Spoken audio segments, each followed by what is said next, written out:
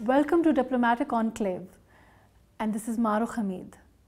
Iranian Foreign Minister Javad Zarif was the first foreign dignitary to visit Pakistan after the installation of the present government.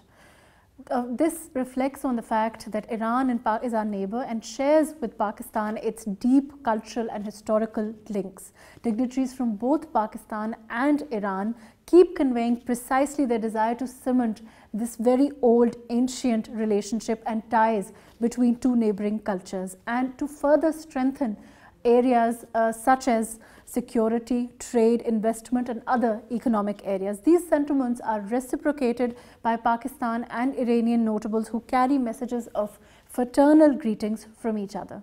Today we have a very important official with us, His Excellency Seyed Abbas Araghchi, who is a Deputy Foreign Minister for Political Affairs and Chief Negotiator of the Joint Comprehensive Plan of Action with P5+1 countries on Iran's nuclear issue. Thank you so much for joining us today, Your Excellency. A very, very warm welcome. We are so honored to have you here with us today. Thank you. To start off with, how is your interaction with the new government, Your Excellency, considering the long-standing relationship that we have had with Iran, we continue to do so, and the new government, our focus has been on cementing our relationship with our neighbors. How is the relationship? Well, thank you so much for inviting me. I think, as you correctly said, Iran and Pakistan are two great nations living next to each other for centuries. And we have always enjoyed very brotherly and friendly relationship. And that is still the case. And even the relationship is more strengthened with the new government in Pakistan, which is the result of a free and fair election, which we fully respect, the choice of the Pakistani people. Right. As you said, my minister was the first who visited Pakistan to congratulate the new Prime Minister, and he came again for another visit.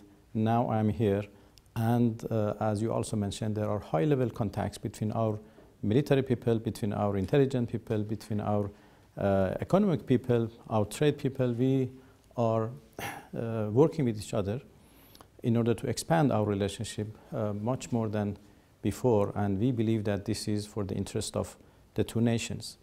We are both living in a non-easy region, let me to say, and we have both legitimate concerns and legitimate interest. And we need to cooperate with each other to tackle the problems and concerns which exist in the region, and the most important of which is terrorism, which both of our two nations are the victims of terrorism. And we are both facing the threat of terrorism and, of course, drug issues, the refugee problems.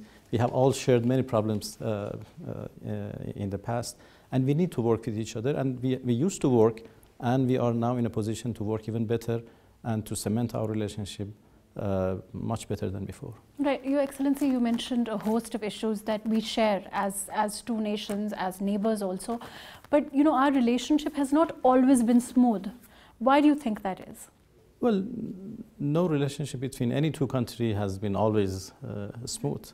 Right. We have, obviously, there are problems which arise, but I have to say that these are all quite normal. I don't see any major conflict between the two countries. I don't see any major problem. Minor things are quite normal. They exist between each two countries. But I don't see any major problem. I don't see any major question that needs to be seriously tackled. I believe that we have more areas of interest that we have to work with each other, and this is exactly what we are doing. Right. You mentioned trade in yourself also, and we have until now about 1.5 billion trade that we are currently doing with both our countries, but that can increase to 5 billion. What kind of efforts do you think we can make to get to that kind of goal? Because certainly, both our countries need it. Well, I think we need more outreach to our business community, right, to explore the possibilities and capabilities which exist in two sides. Now we have $1.5 billion, right, of trade. Right. And we, for example, we can see a huge increase in the level of rice exported to Iran by Pakistan. Right. And we are ready to even, increase it to a higher level. Iran is, Iranian people using rice a lot. Right. And Pakistan is one of the main suppliers of rice to Iran, and it can be the major supplier or the main, perhaps main supplier. And this is also the fact for many other goods, many other commodities. And I believe that, as you said, we can expand trade between the two countries up to 5 billion or even more. Right. What we need is to have more interaction between the two sides, more outreach to our business community. Chambers of commerce should be more active, right. And we need to exchange more delegations in the business areas. And our embassy here is strongly mandated to follow economic and business relationship between the two countries. That is their main mission here, right. To increase trade and economic cooperation. And I think the current situation gives us more opportunities to expand, trade and business between the two countries. Right. Your role, of course, in the nuclear deal. Our government has, of course, pledged support to Iran, but the fact that the U.S. has exited has its own repercussions. How is Iran dealing with that kind of fallout? Well, you mentioned a very important issue. First of all, let me express our appreciation for the full support of Pakistan to this important deal. The nuclear deal, or JCPOA as it is known, is a very important deal, and this is not a bilateral deal between Iran and the US. This is not an economic deal between Iran and the US. This is an international deal in the field of non-proliferation. Right. This is a security deal supported by the Security Council.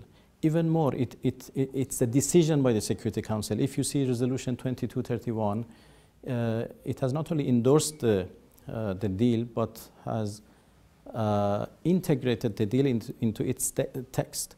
And this is a decision by the Security Council. So when US withdraw from this deal, it has actually violated a Security Council resolution. As a permanent member of the Security Council resolution, is violating Security Council resolution.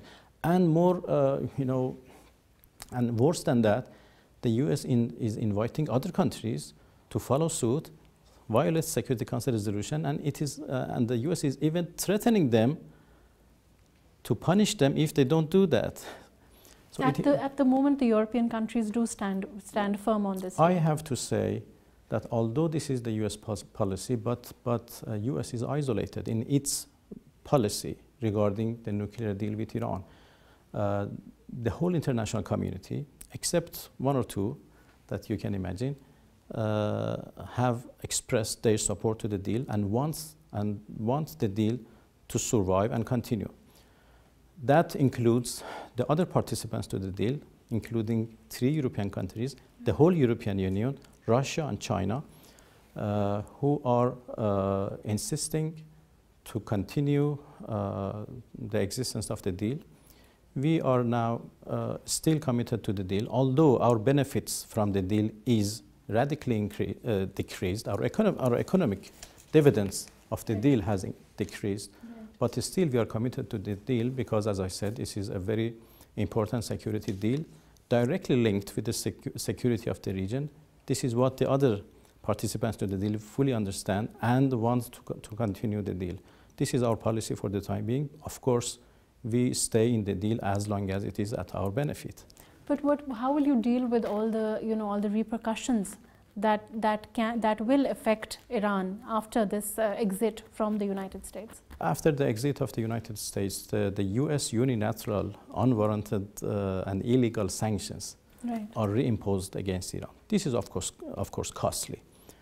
But Europeans' sanctions are not back. They are fully support the deal. They want the deal to be survived, and they know that the survival of the deal depends on the economic interest of Iran from sanction lifting. So they are trying hard, as you can see, to find practical solutions in order to make sure that Iran can benefit economically from the deal. So they are now working on financial mechanisms, for example, ways to increase trade with Iran. But as you said, the repercussions of US sanctions are there. But as a matter of fact, we have lived with US sanctions for nearly 4 decades. We know how to find our ways. We know how to deal with them. It is 40 years that we are living with these sanctions, and ironically, Iran has getting more and more, it's getting stronger and stronger after these sanctions, and it's a fact now that Iran is a major player in the region. Iran is economically advanced. Iran has scientifically advanced.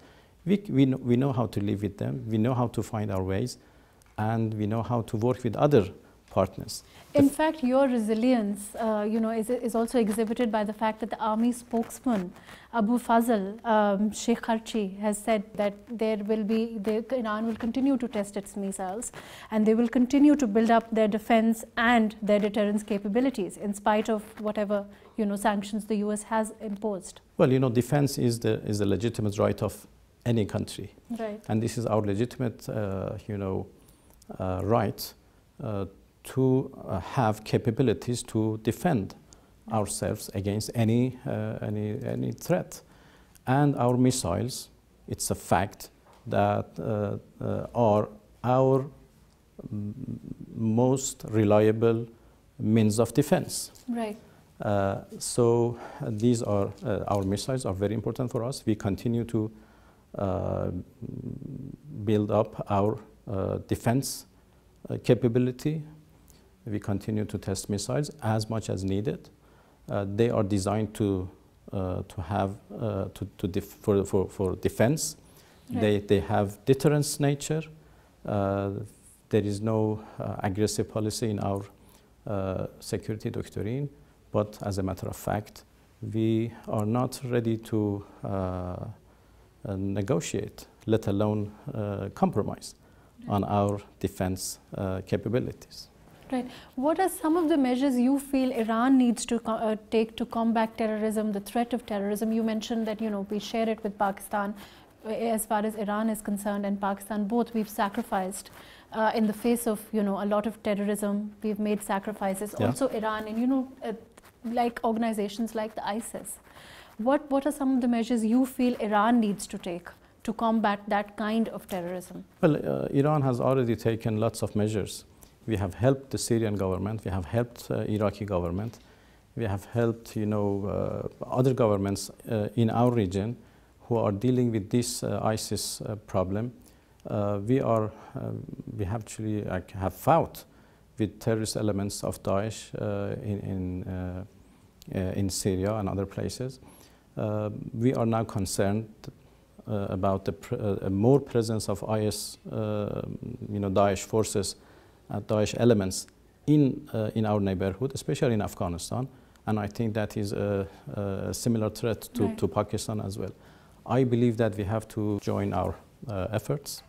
We have to cooperate with each other. This is a regional threat. This is an international threat to some extent, and combating terrorism, combating Daesh elements needs regional cooperation and needs cooperation at the international level.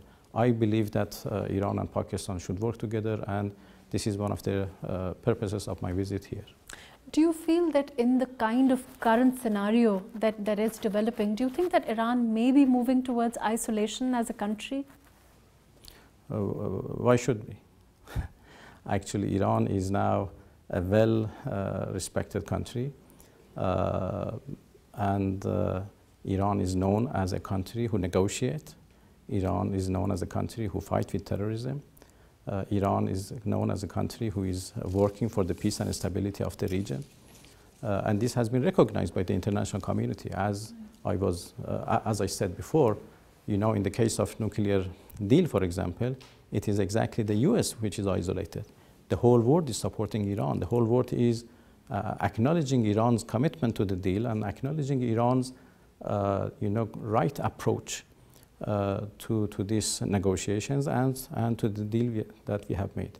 Iran's policy is for the peace and stability and security of the region. We see the peace and stability and security of the region as our own, and we are ready to work for that, and we are ready to work with other countries in the region, and this is exactly what we are doing. I don't see any reason why Iran should be isolated.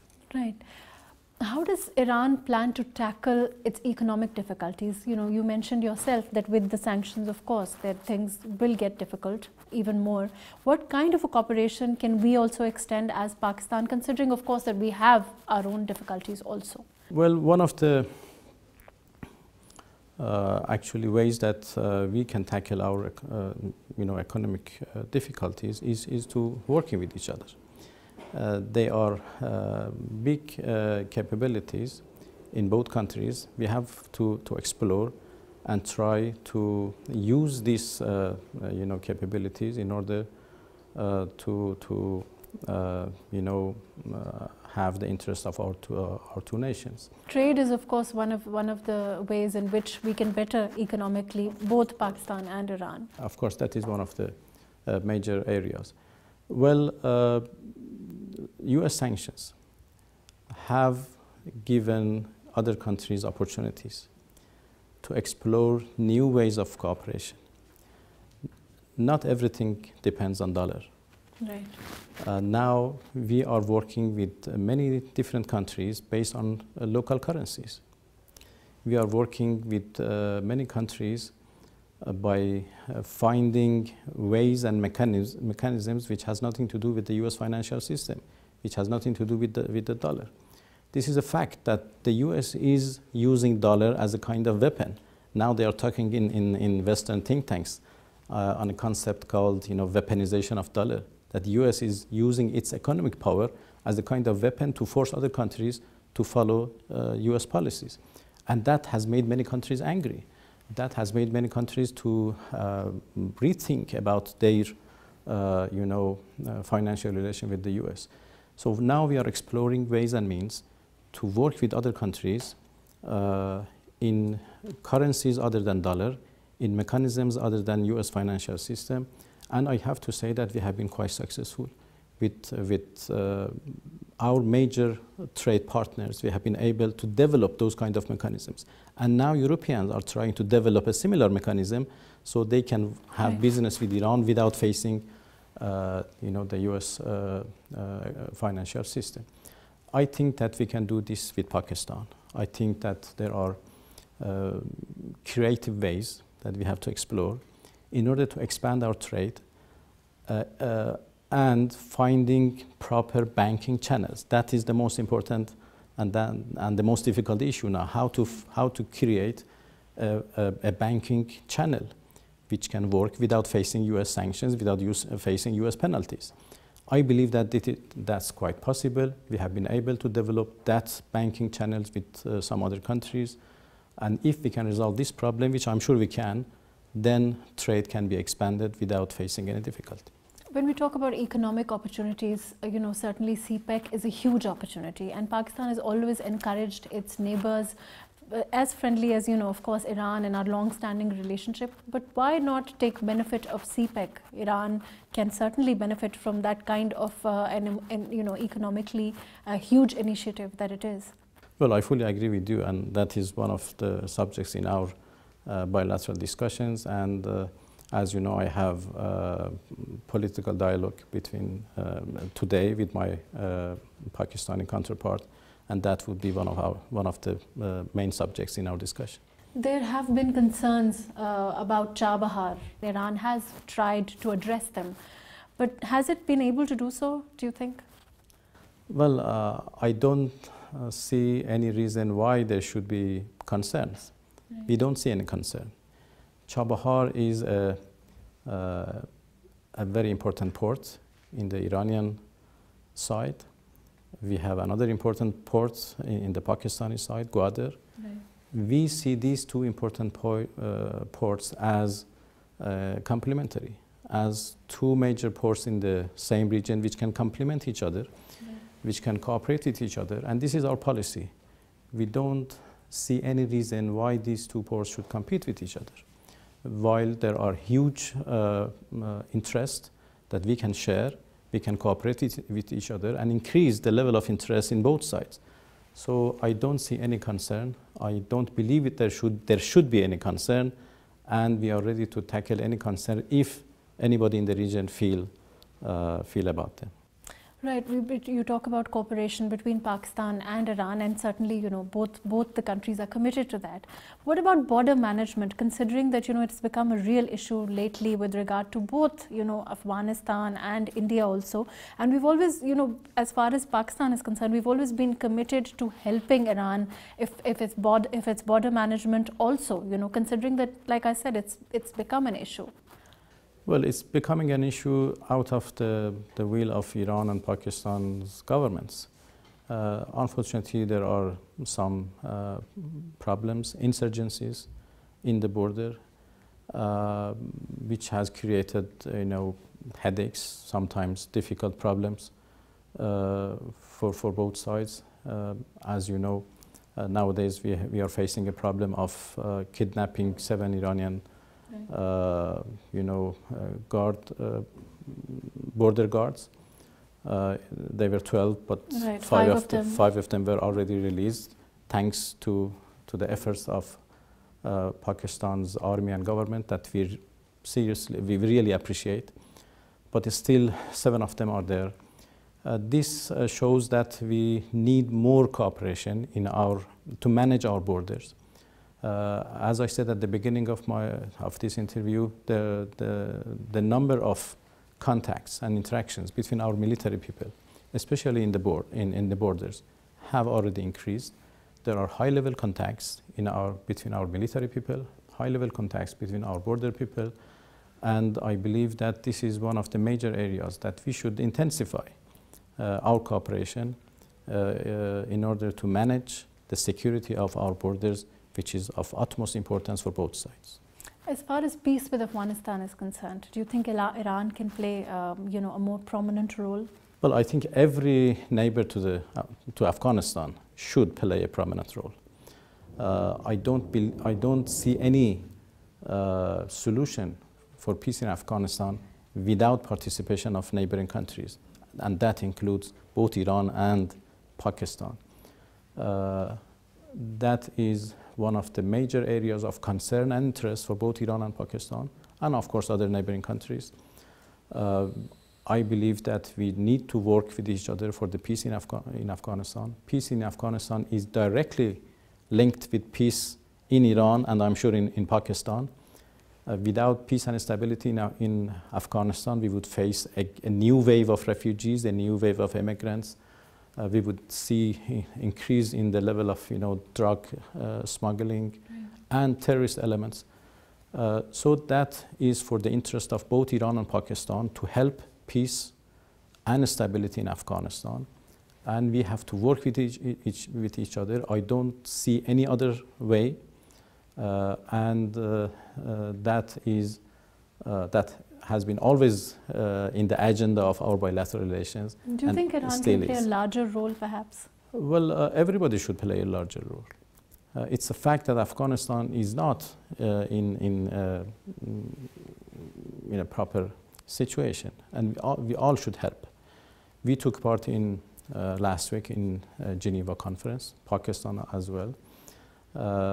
We are both committed, and Iran is also committed for the peace process in Afghanistan. We are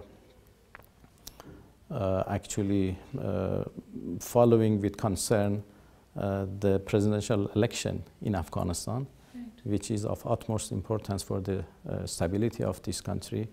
And the stability of the region, of course. And stability of the region, and stability of each and every country in the region. Right. We are ready to play our role, and we are ready to work with Pakistan to play our roles in a better way in Afghanistan. Your Excellency, what's your take on the Middle East situation, and what role can Iran play, to facilitate, perhaps, stabilize the situation in the Middle East? Well, I think we have already played our role. If you compare Iran's role with others, who have always created difficulties and problems with their miscalculations, I think Iran has played a very vital role for the peace and stability of the region. Our contribution in fighting with terrorism in the region was crucial. We are fighting with terrorist elements, although there are certain countries who help Daesh elements in the region, unfortunately. We are trying hard to ease tension and war in Yemen. We are working to, for a political process in Syria, for example, in the Astana process. We have helped the Iraqi government to have their own free and fair election, and now we support the current government in Iraq.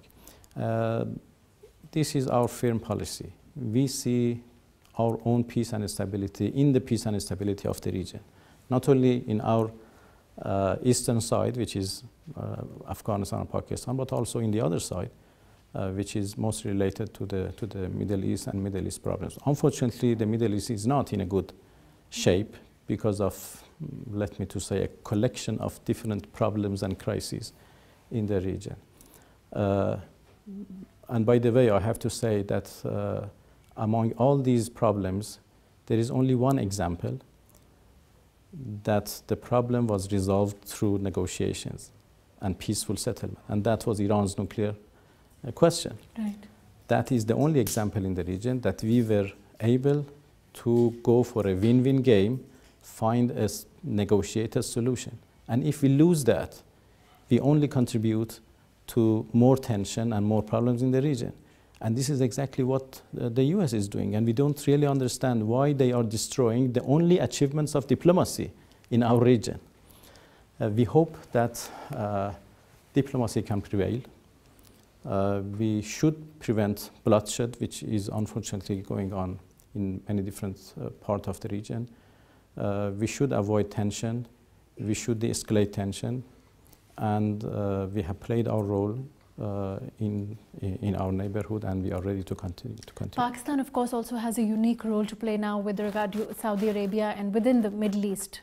But as far as our Muslim brotherhood is concerned, as far as our Muslim Ummah is concerned, do you think, by uniting, there can certainly be a solution to the kind of problems like, you mentioned in the Middle East? Well, I think that's the only solution. Uniting Muslims and to promote Muslim, solidarity is the key for resolving many different problems which exist in the Muslim world. We have to put our hands together. We are very sorry that the Organization of Islamic Cooperation is not playing its role in a proper way, and it has lost to a big extent its credibility. We don't see it quite very active in problems regarding the Muslim world.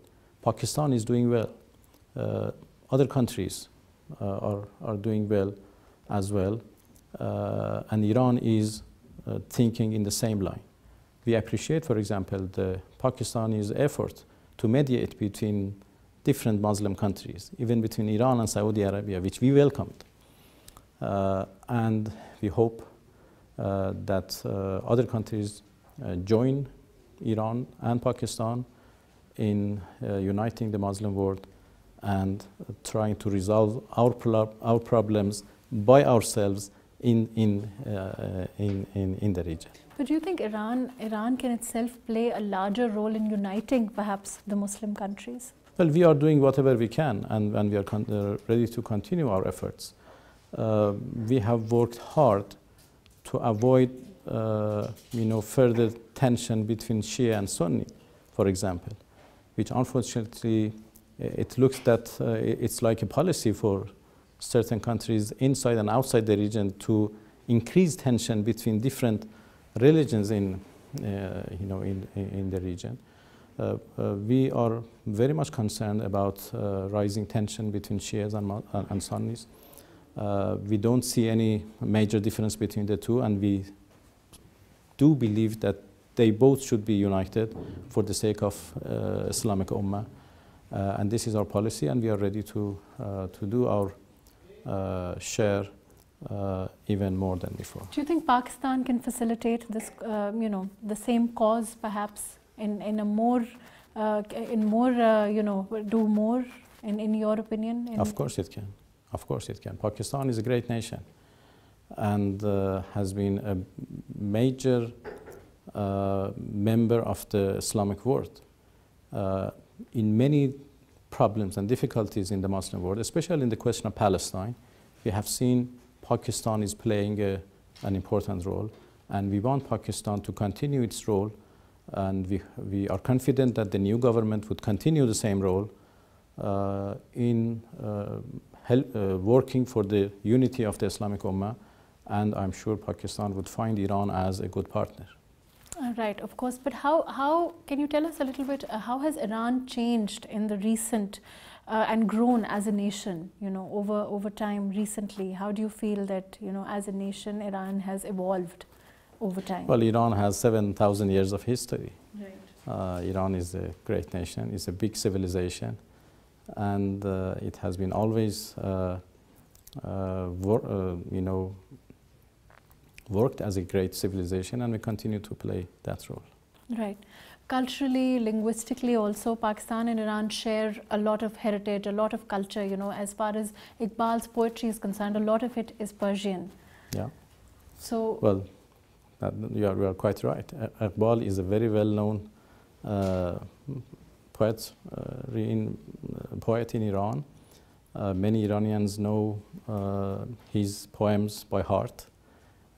He's very well respected, and as you said, and his poetry in Farsi. As you said, many of his poetry is in Farsi, and I have to say that we have many links like Iqbal between the two nations, and I believe that we should consider them as an asset in our relationship and build on those assets, trying to increase more cultural interactions between the two sides, which is very helpful to increase understanding, to develop understanding and increase understanding between the two nations and between the two governments, and that can help the whole region, because we share, for example, the same things with Afghanistan.